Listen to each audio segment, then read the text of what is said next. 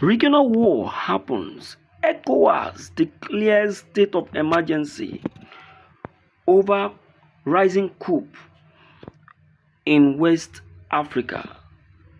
Alert Tinubu. Listen, my dear listeners, this is no longer time to joke or to play. This is time to sit up and sit up well. I am bringing this very news to you not for you to get a hold of, but to make sure it goes viral.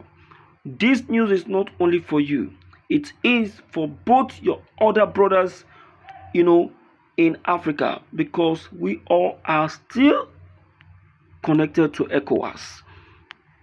Now, I just felt very shocked when I discovered this coming from ECOWAS, regional war. Do you know that ECOWAS actually know what they are doing? Yes. If you look at it, look at all the regions in Nigeria. Which one is agreeing for the other one? They are all at war with each other. No one wants to agree for the other one. Look at what is happening in Benin. I want to believe that what is happening in Benin is what has attracted ECOWAS to do what they are doing now. I would like you to pay attention to this very information because it is very, very carried and very, very authentic. So that you as an individual, you will be very, very careful and be prepared. Because anything will happen at any time. Yes, like I've always been telling you people, my grandfather was eating eba and egusi soup when he heard the sound of gun coming from Lagos. What is that? War has started. That was the war of 1967. I don't want you to be picked unaware, and that is why you as an individual really need to be informed and be told of what currently is going on. Pay attention to this news. Making Tinubu and the rest of the West African president to be afraid. You don't get it. You are afraid because you are seeing the level at which the people are backing the military coup. The level at which the people are falling in love with military regime again. So these people are afraid that, come on, we have lost value. We have lost our people. This is because of greed. This is because the government don't do well for the people. The government sponsors insecurity against the people. You are loyal to, the imperial leaders like France at the detriment of your people, like that. That is why people are yearning for military coup in West Africa today. But like me, I always tell people that in Nigeria, nobody should even think about military coup because military takeover is equal to Boko Haram terrorists have taken over Nigeria because Boko Haram has infiltrated the Nigerian army. So with this state of emergency, I don't know what is going to be the end of it because let me just be top secret for you. In Ivory Coast, there is a plan coup that is underway. Normally, I'm not supposed to say this, okay? There is a plan coup underway in Ivory Coast, and the president will be targeted on his travel. The president will not even be in the country. He will hear that they have taken over. Just say this video, say what I'm just saying right now, because it is going to happen. Now, the Cotonou, the Benin Republic coup that you just see that people thought it's over, they should be very careful. Very, very careful. You know why? There's going to be a repeated one. So, the ECOWAS intelligence understand this, and I'm telling you, they are aware of what I'm saying now. So, they declare the state of emergency. Now, Tinubu wrote to Senate this morning. You know what Tinubu is requesting? Please allow me to deploy military. Not the fighter jet he has deployed, not the soldier helicopter he has deployed at the expense of taxpayers' money. He is now writing Senate for Senate to allow him to deploy the military, the Air Force, and if possible combine with the Navy to Cotonou and also to Ivory Coast. They want to gather all these areas because of what I'm telling you. These people are not giving back. If West Africa survives next year, it's only God that will save people. Because these people are bent to turning all the West African countries into military regime states. So this is the plan, and all these people are very, very angry about it, and they don't know what to do. But in my own opinion, now this thing coming to you is just like an hint and like a hidden secret, and you really need to work with it. If I were you, yes.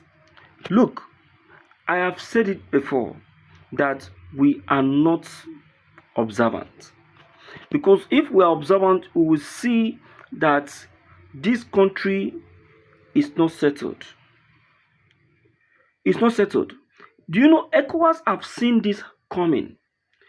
They have seen the military taking over very soon, and that is why they have no choice than to go this far to to set up to declare state of emergency amid coup, amid rising coup, because they are already seeing a secret coup going on inside the barracks within the militaries.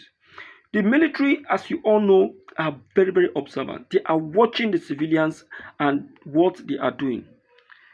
The moment they are tired of all that is happening, the next thing they will do is to strike and take over completely. So to stop this, that is the reason why you see that that ECOWAS have decided to declare this very state of emergency and save this very nation from what is happening. Now listen to what Baba Ahmed have to say on this very matter, because Baba Ahmed, as you all know, is one-time presidential aspirant, that's vice presidential aspirant. So he really said a lot. Just listen to this. Violence in Kaduna. Many houses were burnt. Emir's houses in Ogunsarki, the Nahaba had their houses burnt and all that, simply because of a statement. They went and brought in people from those neighboring places in readiness to remove Jonathan by all means. So the desperation of people to get Jonathan out of power has built up and added to what we call insecurity in Nigeria today. So you find that all what we have seen over the last few years as insecurity is orchestrated. Of course. And it's political. Of course. Last year around this time. This narrative. Last year around this time. Whatever I tell you, I'll try to give you evidence. Last year around this time, we were just negotiating the release of our own nephew. And when he came out, what he said is not much different from what Nasir El-Rufai said.